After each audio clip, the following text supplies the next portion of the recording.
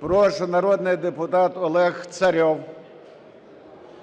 Уважаемые коллеги, уважаемый Владимир Васильевич, ко мне, как народному депутату Украины, обратились активисты общественной организации «Воля», которые предоставили убедительные свидетельства того, что на территории нашего государства при поддержке и при непосредственном участии посольства Соединенных Штатов Америки осуществляется проект «Техкомп», в рамках которого ведется подготовка к разжиганию гражданской войны на Украине. Проект «Техкомп» направлен на подготовку специалистов по информационным войнам и дискредитации государственных институтов современных медиа, потенциальных революционеров для организации протестных действий, свержения государственного режима.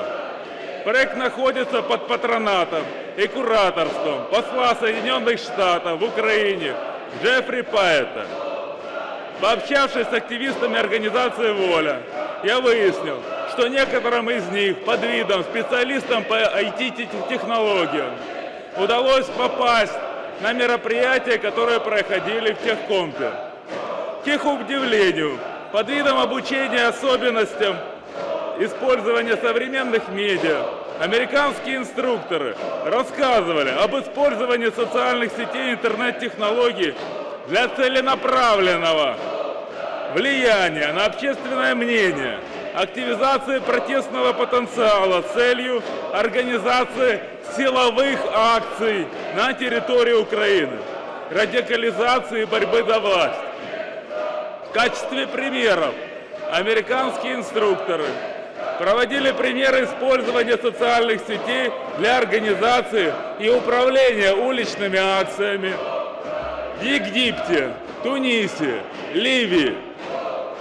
Выпускники техкомпов сейчас активно проводят свои семинары по территории Украины.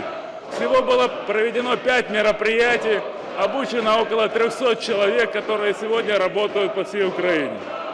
Последняя конференция Техком состоялась 14-15 ноября в Киеве, прямо на территории посольства Соединенных Штатов Америки.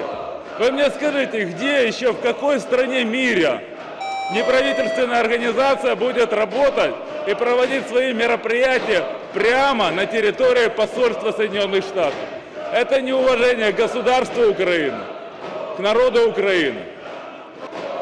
Я обращаюсь в правоохранительные органы Украины с таким вопросом.